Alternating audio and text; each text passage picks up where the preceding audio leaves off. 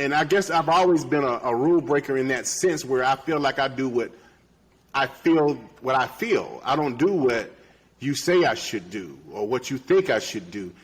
That's what makes us different, because we are doing things the way we see them that they should be. And a lot of people want you to do things they want you to do them.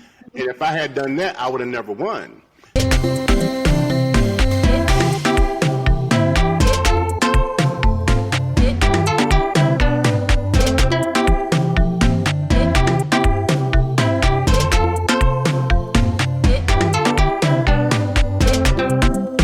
Hey everyone, welcome to Wave Rider. Today's guest has 21 plus years in the media industry and had the top 10 professional photographer for many years. He has earned multiple awards throughout his career, such as Kodak Gallery Awards, Fujifilm Masterpiece Award, BK Award, and much more.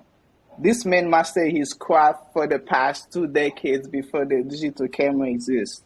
So please help me in welcoming Frederick D. Brinson. How are you, brother? It's been a long time since we spoke. I'm finding you, Joseph. I'm doing very well. God is great.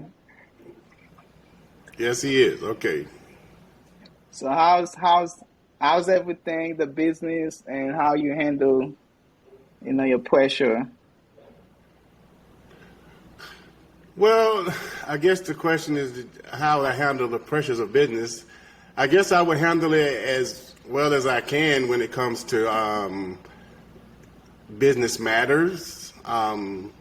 You have to make sure that you are prompt, make sure that you are doing things fairly to your clients, make sure you treat them well, make sure that you are getting your orders out on time, and more importantly, make sure you keep your craft sharp. I heard you mention the past 2 decades before digital. I did start out before digital.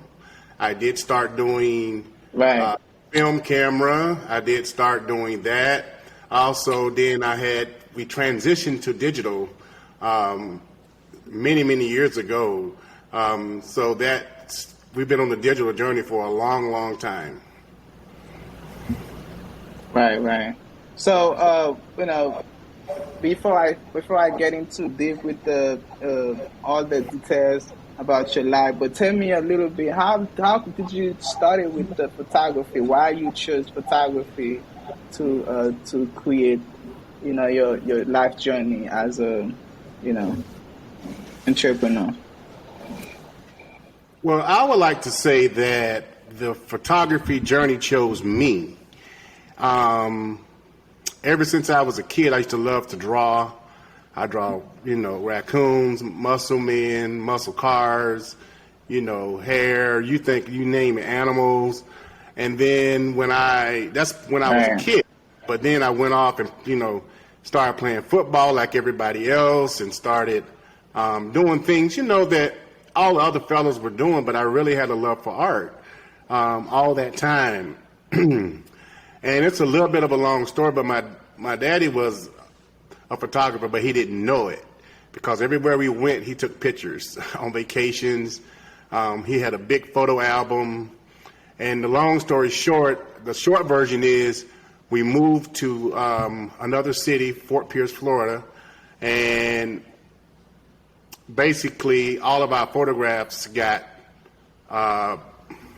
confiscated through a personal matter with a friend of ours at the home that we had put our items in before we moved there. We put them in the garage, and we didn't know that the house was in foreclosure. So what happened was all of the items, all of our pictures, all of our memories were gone. Vacations to Lion Country Safari, Disney, everywhere you can think of, Six Gun Territory, Silver Springs. We used to go on vacation every summer. So the long story short on that is we lost all our photographs, and when I got older, I said I would never lose my kids' photographs. That's what I said. And when I got older, I took pictures of my daughters, my sons, my daughters. My daughter, rather, I only have one. But I took pictures at my church, and just started taking pictures. I bought a camera from an old Canon camera from a friend at my job that I worked at for many, many years. I was even on a commercial with that job. Florida's Natural, I was out there for 10 years of my life. And then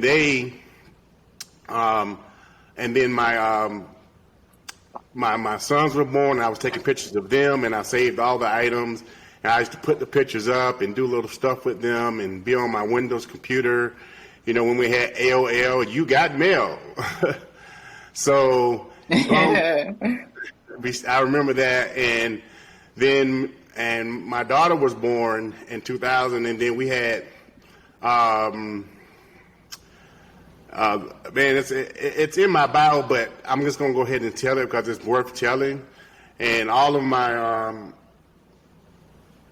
time she was born, I took my camera, took it to the hospital, took all these pictures of the doctors and my daughter having the baby, my daughter being born, and my wife at the time having the baby. And then, so I put this little,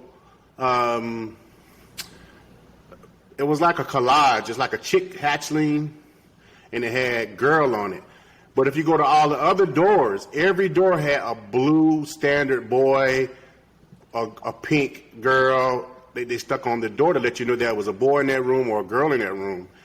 But I didn't want my daughter to have the standard, you know, because I had started taking pictures. Right. When my sons were born, I wasn't really into it as much, but at that particular time I had bought a camera. So I can afford to have a camera, and I put it on the door. And man, I was getting ready to go home, and someone stopped me in the hallway. One of the nurses said, hey, I saw that picture on the door. You know, you ought to go into business. So I said, okay. And you know, me young and naive at the time, not really thinking about it, not really focused on, right, you know, the business part of it, because, you know, I was old school. We were just raised to go work at the plant and make, you know, $600 or $700 a week if we can, if we make extra overtime, and supply, you know, we was raised in that community of orange growers where you would go in the plant and you would work until you moved up to make more money. That's the way it was. And that's exactly what we did. I did, and I moved up pretty fast, and I worked at one of the best jobs in the plant. Everybody else was out on the ground kicking fruit. You know, I was upstairs pushing buttons. So, as I'm walking through the hallway, another nurse stopped me and said, "Hey, you ought to go into business." Then I walked, to make the story more swifter, I walked again, past the desk, another nurse stopped me and said, "You ought to go into business." Then the doctor stopped me and said, "Hey, I saw that collage on the door. You ought to go into business." And that's when it hit me. All of a sudden, out of all those people that told me about going into business, God had to show me, you know, he had to like punch me in the face and say, "Dude, I'm trying to tell you something. You know, I'm trying to let you know that this is what you should be doing." So, and I said, you know, maybe I ought to go into business, you know. And that's basically what I did. And I met a few people.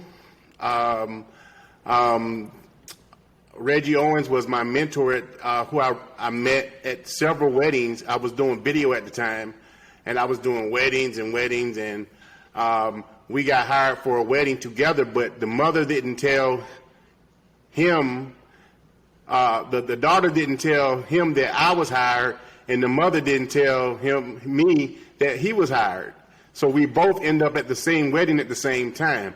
But it was all divine. It was all divine because it was meant for us to meet. And I was taking pictures, and I watched this guy with this big camera. He had a big camera, and he had a big filter on top of it. And he had this homemade filter where you put the fishnet and make it soft focus. And he had a Nikon, I believe it was an F5, I believe at the time. And it had all of the fixings. And I was like, I was like looking at this guy like he was a idol. And I said, I would love to be like this guy. You know, I would love. I mean, I already was taking pictures on my own from the, you know, when my daughter was born. I bought my own equipment. I bought the lighting. I did my self-help. I studied my own books. But I still didn't really know what I was doing. You know what I mean? I only knew a part of what I was doing. Right, right. And God connected me with him. It was more like a try and error. Yes, I just was doing it. I wasn't even nobody. It's because the doctors and the nurses told me I should do it. So guess what? These people are professionals. They see something in me, and I just did it. And that's when I ran into him. And then he was taking all these pictures. He was like, bam, bam, bam, bam, bam, popping off pictures. And that was like the analog. That was like the digital camera at the time, or it was. No, this was film. Like this was film. This was film. This was film camera at the time. Film. So I was watching this guy. So what I did was I took a step back. I took a step back and let him stay in charge. He took control of the floor. He's like, okay, all bridal party. You know, you line up here, you line up there, and then he took charge. And I was like, I'm going to follow this guy. I don't know what I'm doing. So I was wise enough to follow his lead. And then he says, and every time he took a picture, because I needed to get my picture for the bride, I would sneak behind him and go, pew. He go, bam, bam, bam, bam, bam, bam, bam. Then I go, bam. Just like the guy on Harlem Nights when he was shooting the gun, they were going, you know, they were shooting the gun really, really fast. Right. And then the guy would say, pow, one shot on Harlem Nights. Look at that movie. It's a great movie with Eddie Murphy and Arsenio Hall. So I was doing that method. And so we finished with the bridal party pictures. We go next door to the annex. The church had just built the new annex. We walk over to the church. Now, what he didn't know was I already had lighting set up. I'm an amateur, but I had umbrellas, I had lights on stands with a big blue background, and when he walked in, he was like, whose stuff is this? And I said, oh, that's my... You know, he was almost taken back. He was going to lose some money. This guy's going to take some good pictures. So... But he didn't. He looked at it, and then he walked over, and he saw my setup, and I had my lights evenly set. I didn't have one closer than the other. They were even, you know, for more of a flat light. Right. But he was like, oh, no, just move this light closer, man, and move that light further back to get you one stop, you know, so you can have a good ratio. That's how he talks. And he gave me his card, and then he invited me into his studio. And when I went to his studio, I said, this is what I want to do. And he was very, very free-hearted. I had to follow him around. I would do internship with him. I would do weddings and events. He taught me how to do events and everything, and color correction, make sure my color. He was he was very a stickler on color. And if it was a little magenta, or a little bit of red, a little bit of, he would make sure that color was right. And back then, we didn't, you know, we used to take our stuff to like Walmart and stuff like that because, they used to have a lot of trouble with them. But they were so cheap, you had to use them because the big labs were charging like phenomenal dollars, you know, when you first started. Then later on, we ended up getting to the big labs, but we used the smaller companies because that's what we had to do. So long story short, I saw the studio, and then years later, I joined the guild. A guy met me at Walmart, and he said, hey, man, he saw my work one time. He said, you ought to come and join the guild. What the guild is, a photography guild, just like the actor guild. They have guilds the same way. They have the same thing, same way with the guilds. So I joined the guild, and how I got involved with all of the awards and stuff is because when I joined the guild, it was just a small local guild over in Lakeland called PPGMF. And one of the best people at the guild that I know is Robin Phillips. He's in Lakeland of Phillips Photography, and he was one of the best guys. He had been there for many, many years, and I learned a lot from him as well. But we went on and went on, and when I went So to... is it the Chinese? Is it the Chinese guy you're talking about, or somebody else? No. That's later. That's later. This is all photography. This is when I joined the guild. So when I'm in the guild meeting, they had a raffle ticket where you do the tickets. And Terry Allison was the president of the FPP at the time, which is Florida Professional Photographers. Terry Allison was the president. And he was giving away free FPP memberships at the time. So he was giving away the memberships. And I'm the type of person that never wins anything. I can go to a fair. I can go to a grandma party. I can go to my family. Anything that you think of, I would never ever win. Wow. They could pull a ticket. I could do scratch off with I was never meant to win the lottery because I could do a scratch off and buy 100 tickets and I never win. You know, not even one time I'd win, not even once. So I knew I wasn't meant to win the lottery. It just wasn't. I might win it one day if I ever play again, but it's not hopeful. Some people are playing until they die and hopefully they win. They may win. But I sat there and the guy calls my name. He said, Fred Brinson. Mm-hmm. And my mentor, Red Jones, was beside me. And you know, because I'm so numb to the fact of never winning, I was just numb. So I was just sitting there minding my own business. And he bumped my shoulder. He says, hey, man, you just won an FPP membership. And I was like, So I stood up. And I got up, and Terry Allison gave me the membership. And this man, I don't know what it was, because we had a competition night. But he saw my work. And after they finished judging, my work was amongst some of the ones that won, I believe, at the time. And he looked me straight in my eyes, and I'm going to try to look into the camera. So he says, in 5 years, you'll be number one. I don't know if he was some kind of a prophet or he just had a vision or he just saw something in me that I didn't even see in myself. I didn't even see that. I just was like, I'm a photographer. I'm trying to learn this photography thing and whatever, right? I didn't even take it that serious. And do you know, in 5 years, 2007, I was not only the number one photographer in Florida. The next year, in 2008, PPA comes to Florida. Every blue moon, they come to Florida. Every 20 years, I believe someone told me. The year that they came in Florida, the year that they come to Florida, we went to PPA convention over in Tampa at the convention center.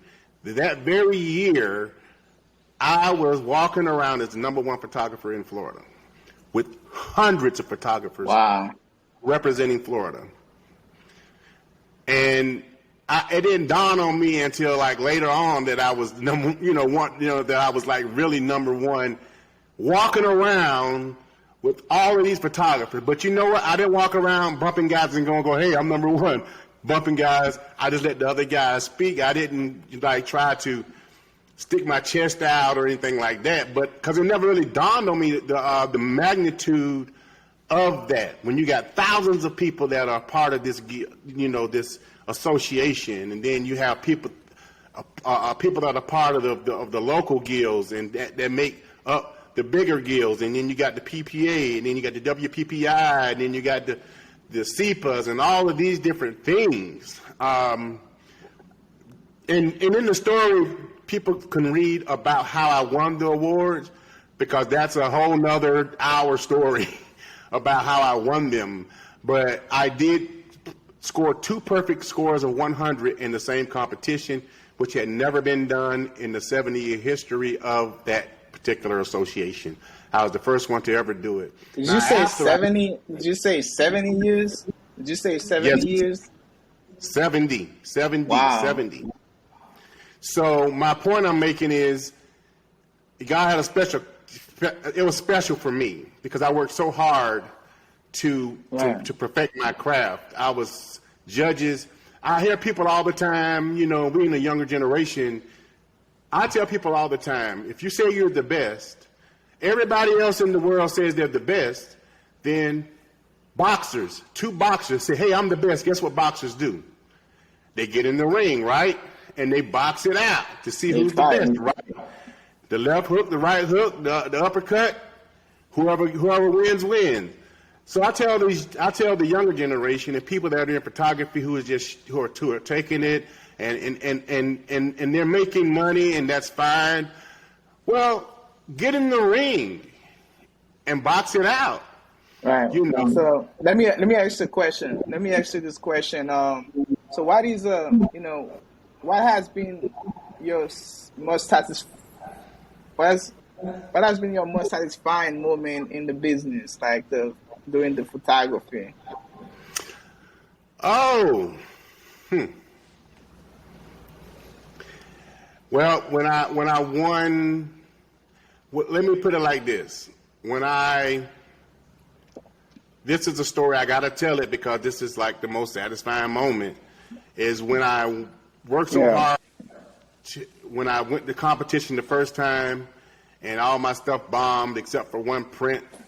And, and I was heartbroken. It'll break your heart if you're not careful. People have to have really thick skin because it's your work. It's what you love to do.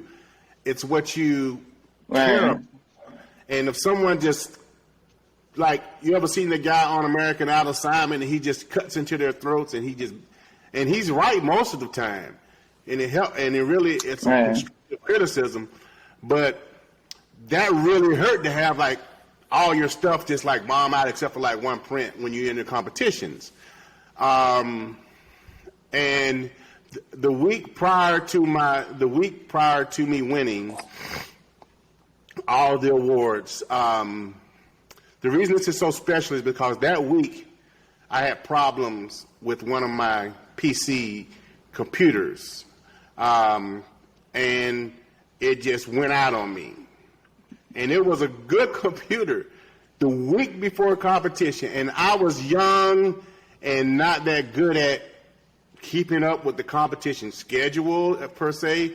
I would have all of my stuff, So this is very special because let me tell you how it went. My mentor, Reggie Owens, and another mentor, which was Rick Pezzamenti, which is an award-winning photographer. So I had all of my stuff went out on me, all of my computers. Okay, to make it short, I get the computers fixed by Wednesday. I have to have competition ready by Friday. I have to have everything done by Friday.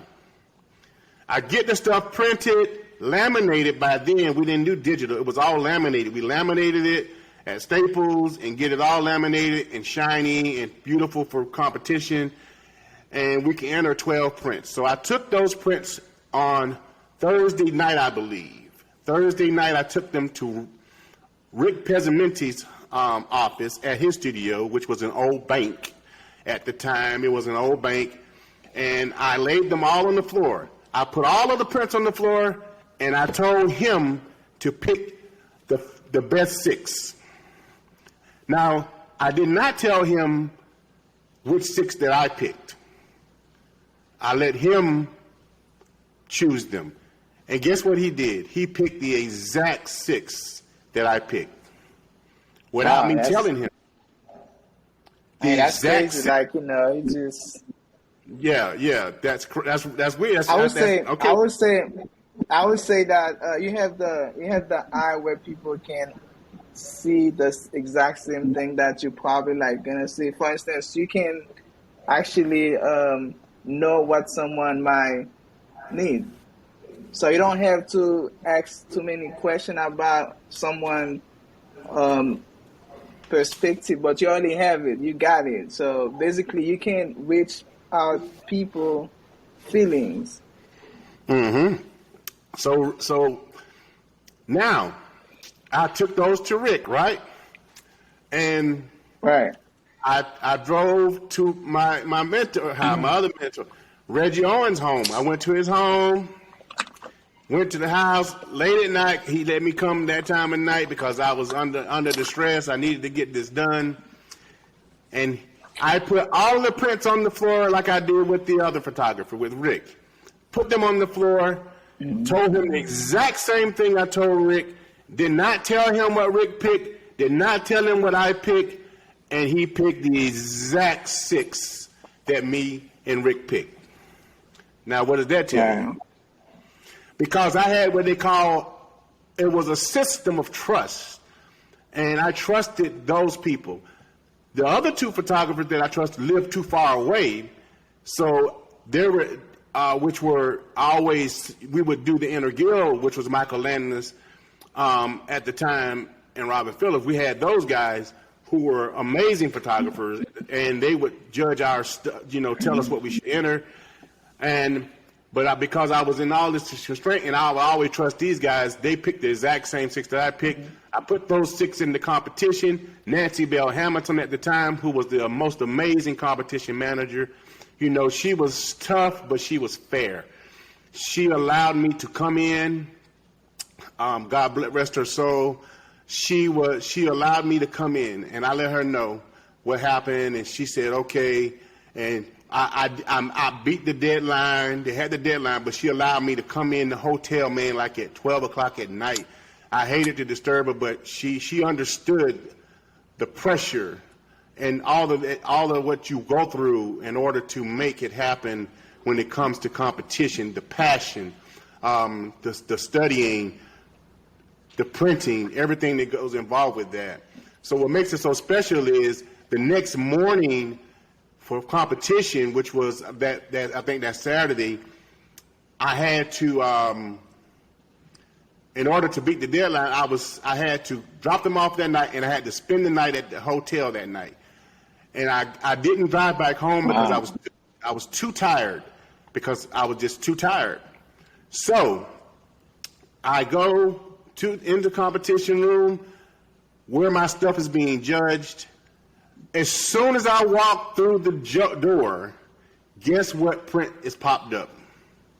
One of my prints. I couldn't believe it.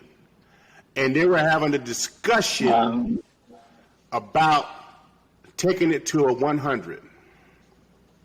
Peter Berg at the time, which is an amazing commercial photographer, he's well known in the Orlando area. He was with me at the time, and he was sitting there, and he didn't know it was my print, and I didn't tell anybody, because you talk too much in those guilds, you got to just keep quiet. So, the one guy, he was an old-fashioned photographer, and the name of the print was called Shadows of the Past. Shadows of the Past, I took a guy, and I made him into like an old slave, but I put these scars of soldiers in his face, and I did artwork to it, and I made it into a portrait, but it was a portrait. I broke the rules, but I made it work. And you're not supposed to do that. Everybody telling me what I shouldn't do, and I broke all the rules, but I made it work. You see what I'm saying? So it's okay. And I guess I've always been a rule breaker in that sense, where I feel like I do what I feel. I don't do what you say I should do or what you think I should do. That's what makes us different, because we are doing things the way we see them that they should be. And a lot of people want you to do things they want you to do them. And if I had done that, I would have never won. So I had these people. Okay, the guy, I got to tell you why it's so special. The guy who was too stubborn to take the print up, and Randy gets up, who was the president of SEPA at the time, and he looks at it and he sees the shadow on the nose, and he goes, 100. Okay, I'm going to go ahead and cut this short because I know you got to go. So as soon as they took it to 100, everybody starts clapping. everybody starts clapping. Everybody is just jumping up and down because to get 100 is a big thing. You see tons of 78, 79, tons of them. 78, Right. 79, 79, 80 is a merit. You may get some 80, 81, 85s, 90s. Anything, you get 100, everybody is freaking out because then it's become the talk of the town, right? Well, guess what? Right. A few prints later, my other print comes around while I'm sitting there.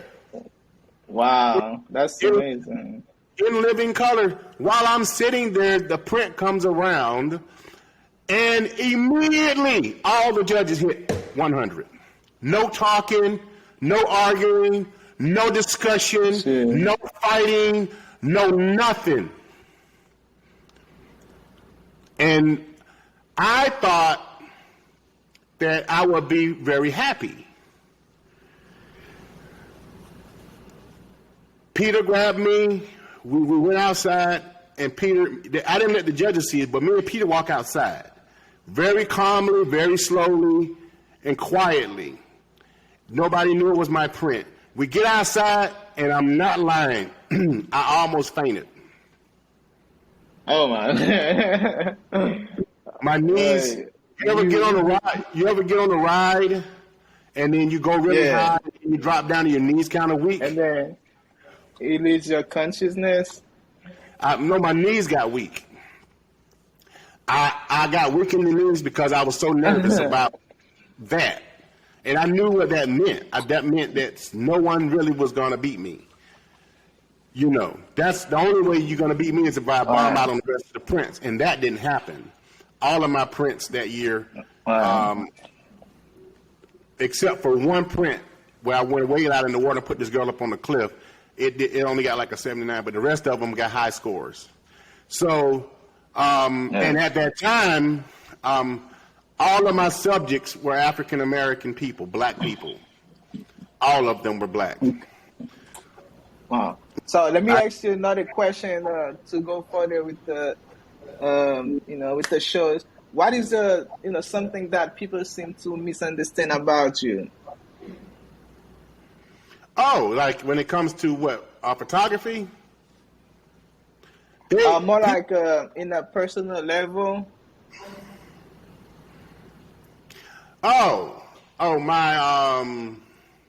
My kindness. They misunderstand it. A lot of times, I don't know. My grandmother used to say I'm free-hearted, very free-hearted, and I learned in life you try to give people. The more you give people, the worse they treat you. And it seems like the worse they treat you, right? And so I learned to put people through like a vetting process. You know what I'm saying? Because it used to be just give, da da da da da. But now I'm more of a person that's like I watch people. I'm very careful with people. I'm very observant, and that annoys people sometimes because some people only friend you to see what they can get out of you, or they friend you to get what they can get, and then once they get what they can get, then they either disappear or you won't hear from them again. You know what I mean? But true friendship, if you're honest with people about whatever, if you're honest with people about that, I guess my honesty, because I'm very honest, I tell people straight up, I'm sorry. I'm like Kevin Hart, the way my bank account is set up.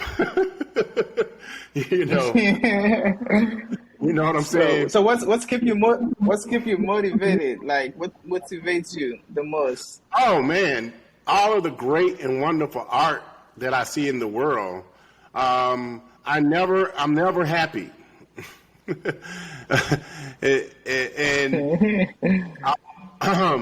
and even me studying and learning photography, even the prints that I submitted, I still, in my mind, there was something wrong with them.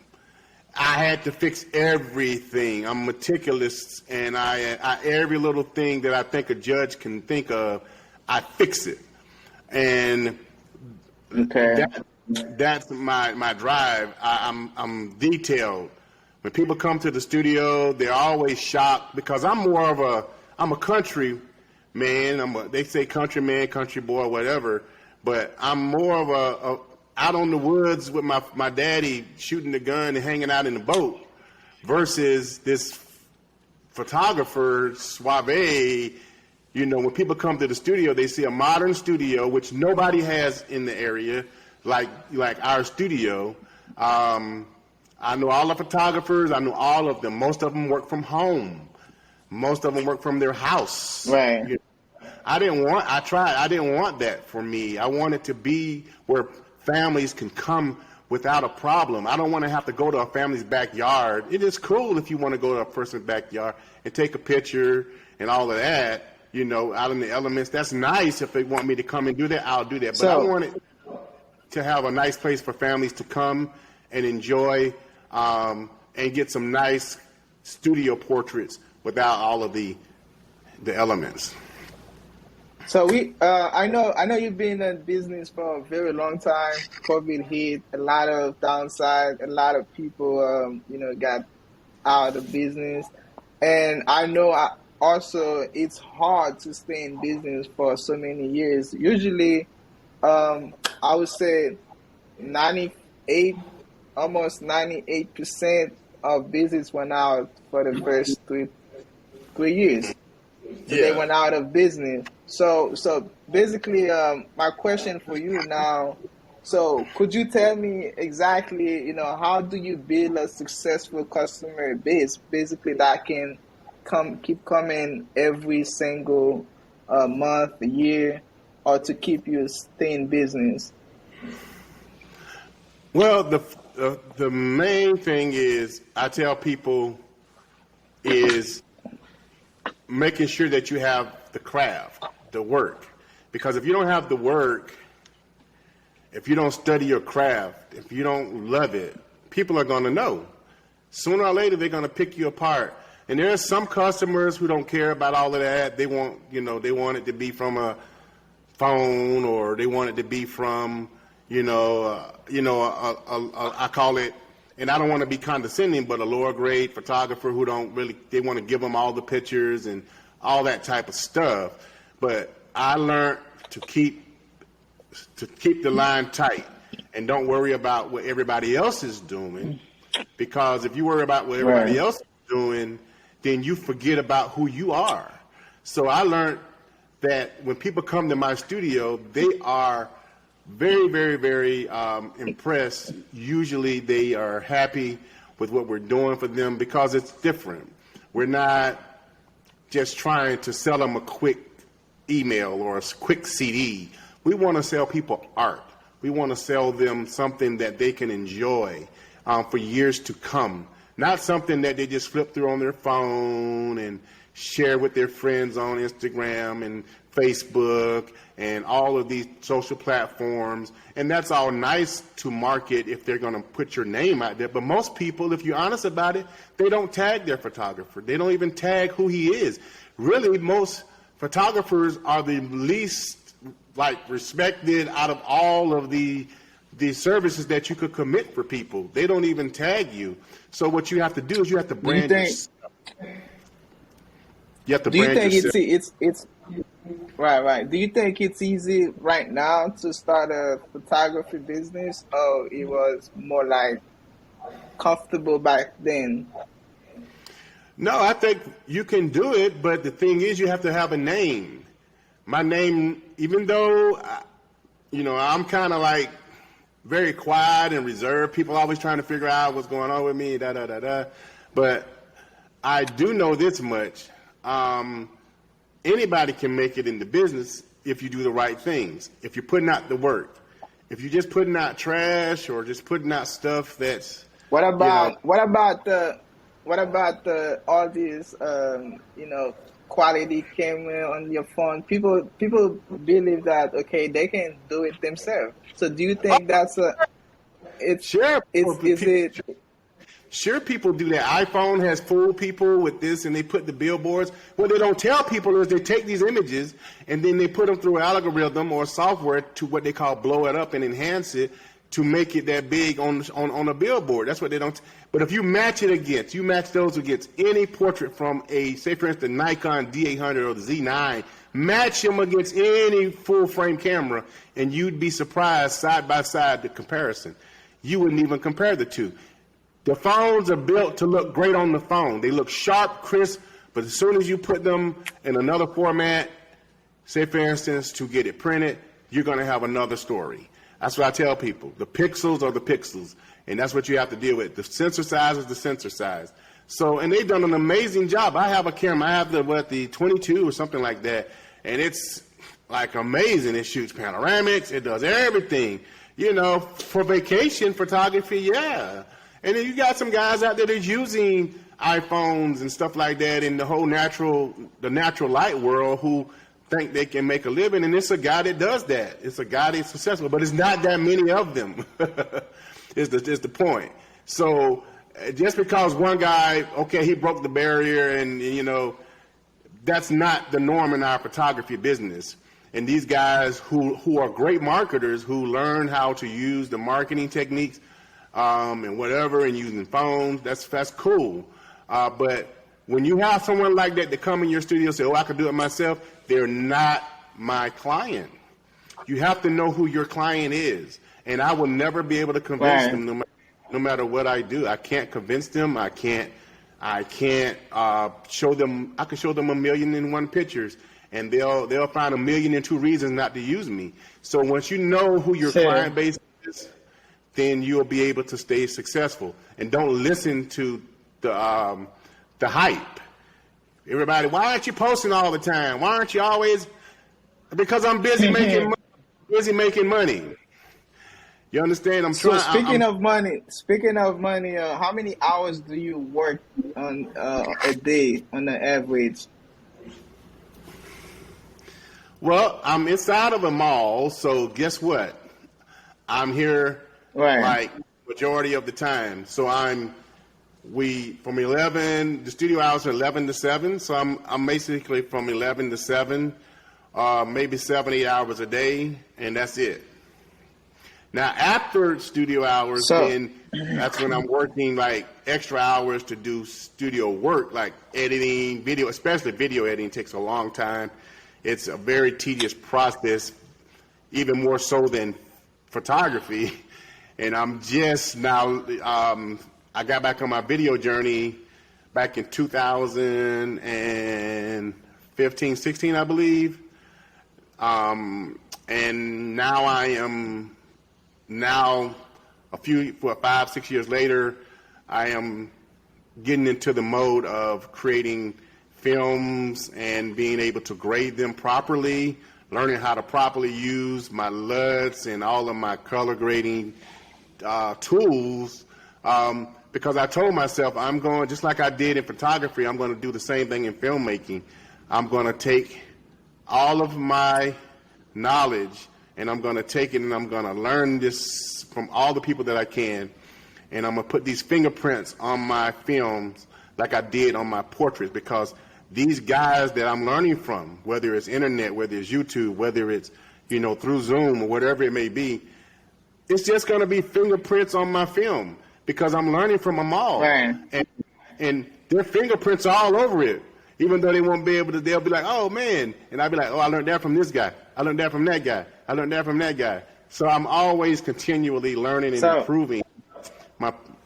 So you spend a lot of time, working on the photography, and you said from 11 to 7. That's pretty much a lot of hours. And on weekends, you put up a lot of more hours for that work.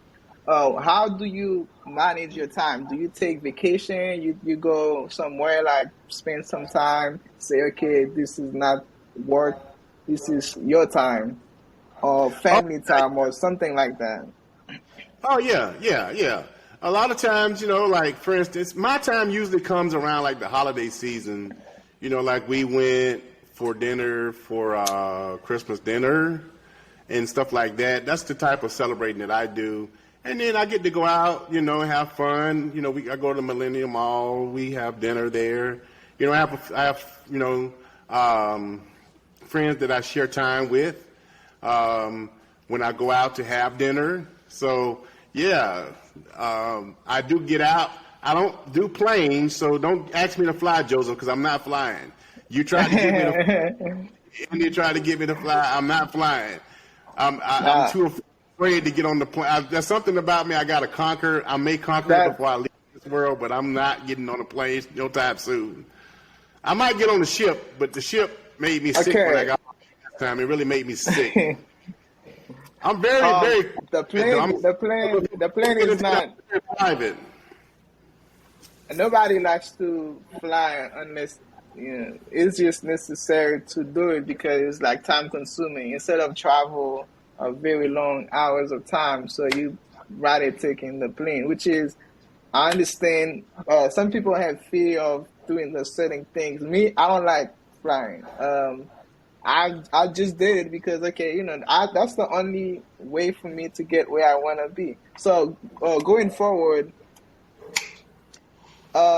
Last but not least, what is if you can tell me, or if you could turn back the time and talk to your 18-year-old self, what would you tell him?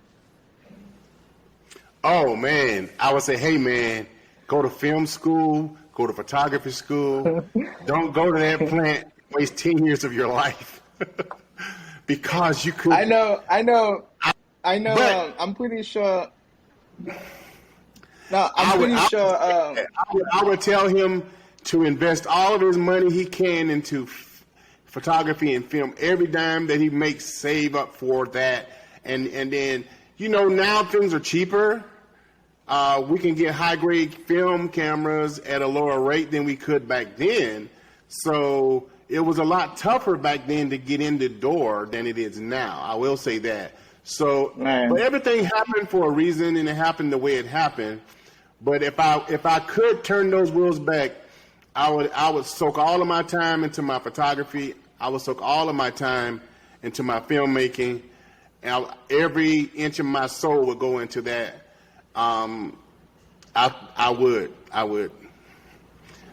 Okay. So what's the most important thing you've learned in your life, and what was your life like before learning it, and what is it after you learn it? Oh, well, I guess you could say it's, I worked 12 hours a day, 7 days a week, for a long time. You think about that, 7 days a week, 12 hours a day. Wow. to take care of my family and my children. That's a lot of hours for somebody else, It is for 7 days. 7 days a week, man. And then now, the good side about that is during the summertime, we would have time off. They either lay people off or you go work out, like I think I drove a big tractor, for instance. I knew how to drive the Motrim and all of those big equipment. I was multi-talent. I could drive forklifts, all those big equipments. I can drive it, certified and all of that.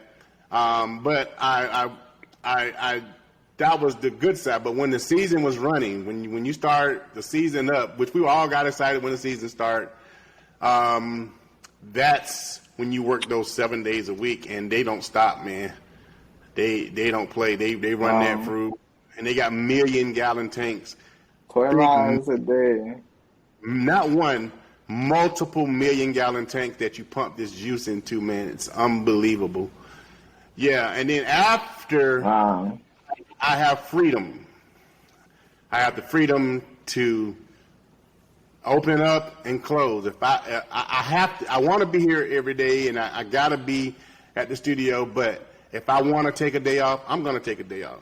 If I want to go to Miami, I'm gonna go to Miami. If I want to go to Jamaica, I'm going to Jamaica, or to the islands, to Bahamas, somewhere. I'm gonna go. That's the freedom. That's the freedom. That's the freedom. I have freedom. I don't have to worry about someone coming in my face, screaming and yelling at me, about some minute problem because they got a chip on their shoulder. You know what I mean? And I thank God for that. That's why I wish if I was younger, I would have never had a boss. I would have always been my own boss. I would have always been an entrepreneur. I would have always seeked my special gift and for me to be blessed and for me to be in a situation where in my town, out of all the people, it's a real country town, I'm the only, and I'm not even a person that's about race all the time, but it does show some significance in certain situations. Out of all the people in that town, I'm the only black owner in the mall, period. The whole mall, I'm the only person that's black. The only person that's black. What does that tell you? I mean, it means something. You know, it means something different. God showed me that I was special, and the more I lean on Him, I know My mama told me that I was a king, and it was just the way she said it. She just knew I was something different. You know what I mean? So by me being different like that and being rare, I'm a rarity. Even all the photographers, my friends tell me, you are rare. You are very rare. Everybody can't do it the way you do it. So, and some people don't like my work, but it's okay. Everybody didn't like Van Gogh. Everybody didn't like Georgia O'Keeffe. Everybody didn't like all these different artists, Da Vinci. You know what I'm saying?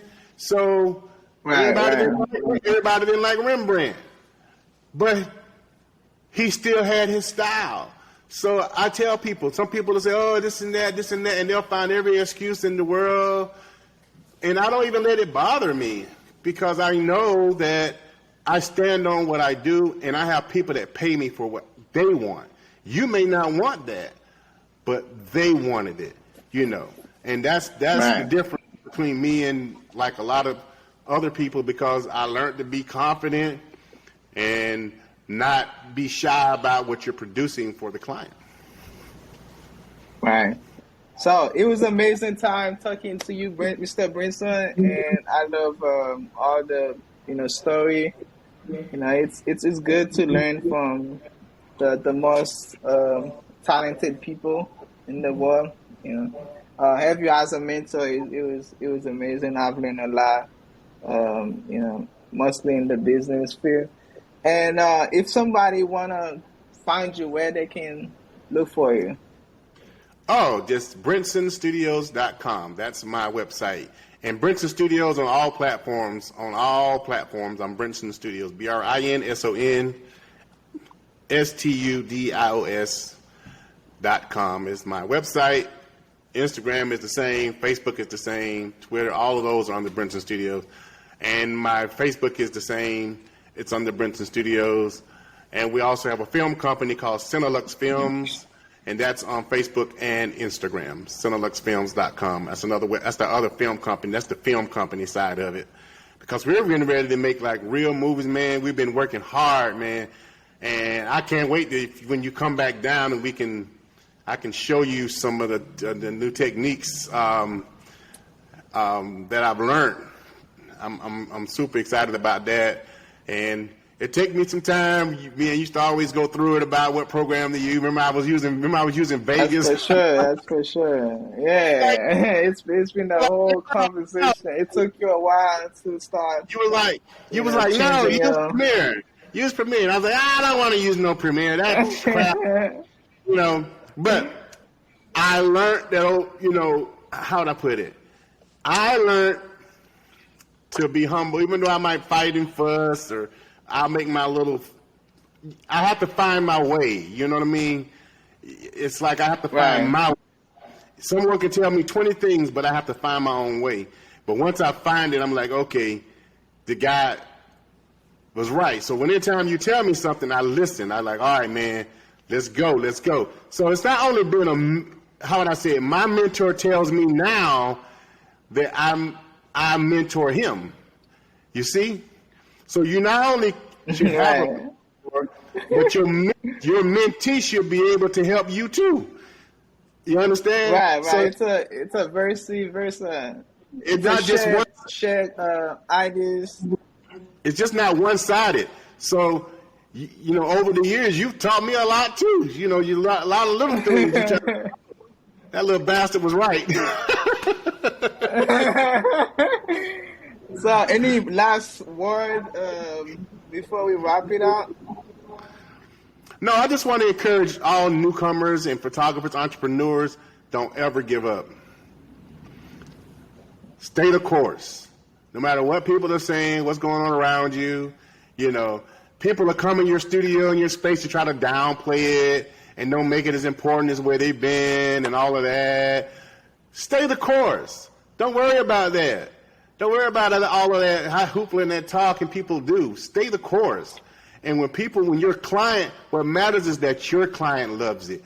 If that person comes in and they got their nose and whatever they're doing to downplay what you're doing, they're not your client. They're not your client. Right. What matters is your client. Your client who loves what you do is what really matters. That's all matters, anything else. Everything else doesn't matter. And that's what I had to learn. I had to learn it the hard way. So the more I see my clients, I had a family come in this past weekend, beautiful family, big family, man. They was dressed up so nice. They had the jeans and the blue shirts, and it was spring portraits, and, they changed. They did, the whole 9 yards. And the beautiful family, and they walked in, and they were comfortable. They were able to sit down. We had movies on the big screen, and the kids were able to, watch that while we did the parents. And they were so comfortable. And that gives me so much joy to see my client happy. They're able to sit down and have conversation. They're not out in the woods waving on gnats and fighting off snakes and all that type of stuff. That's nice. If you want me to go there, I'll fight the snakes and all of the